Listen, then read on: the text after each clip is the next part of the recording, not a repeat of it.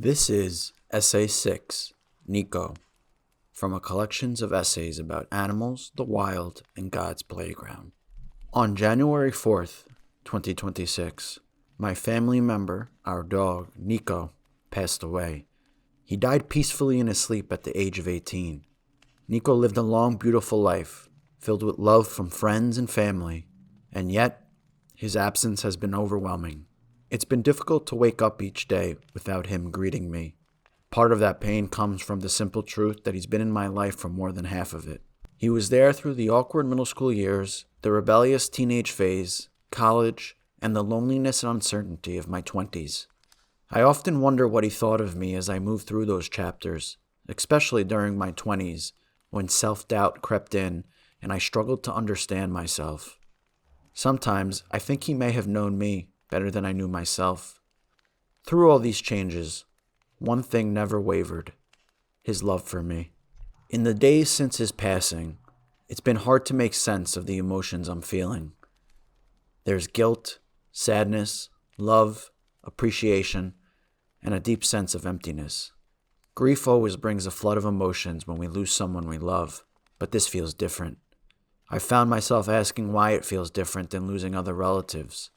As I sit with that question, I realize it's because it is different, both emotionally and symbolically.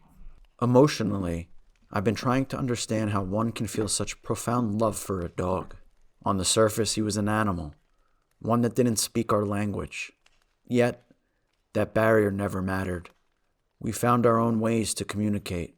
Whether it was his bark at the empty bowl to let us know he needed water, his quiet wait by the door to be let outside, or my favorite, barking at me from across the room until I picked him up and placed him beside me on the couch. It was proof, again and again, that love doesn't require words.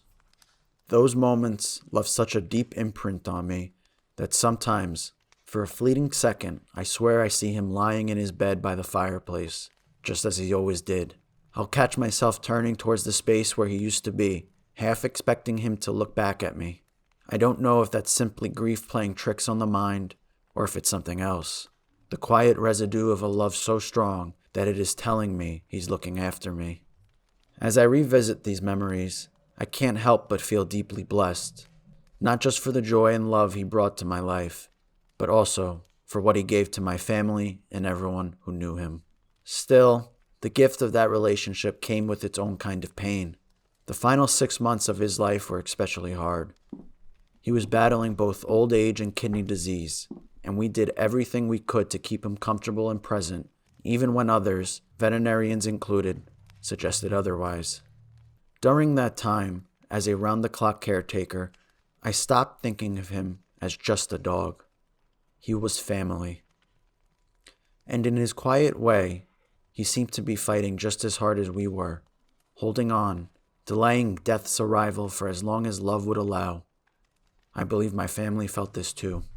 It's difficult to comprehend how much a small creature could play such a pivotal role in our lives, leaving each of us, whether we realize it yet or not, with lessons that will stay with us for years to come. We've all heard the phrase, man's best friend, and stories about the bond between humans and dogs.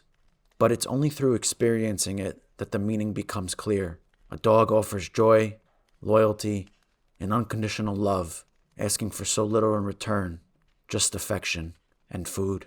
So when I hear people say, it's just a dog, I can't help but shake my head, because they must not have known what it's like to experience such a bond. They've never been given that particular gift, the kind of love that God, in his generosity, allows us to experience through an animal. For a bond like that, I can't help but wonder what debt we owe God for allowing us to experience such love at all. Niko's absence didn't arrive alone. It came with a quiet sense that something else was shifting too. Symbolically, Niko's death came at a moment of transition in my own life.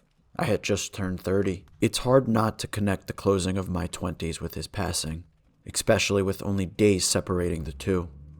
Part of me feels as though a chapter, an entire era, has quietly come to an end. One rooted deeply in my younger self, but also in a time when my family felt fuller, lighter, and more whole. there was also a sense of stability in him, a quiet constant that no longer exists. In a world that so often feels unpredictable and unsettled, Niko was something we could rely on. His presence brought a small but steady sense of normalcy to our home, a grounding force for my family and me that made everything else feel just a little bit more manageable. I don't yet know what this next chapter will look like. I only know it begins without him. Yet despite that uncertainty, I will never forget Niko. To do so would be impossible. Without him, I would have never known what it means to love an animal so deeply. Without him, I don't think I would see animals as the conscious feeling beings they are, creatures capable of fear, joy, loyalty, and connection just as we are.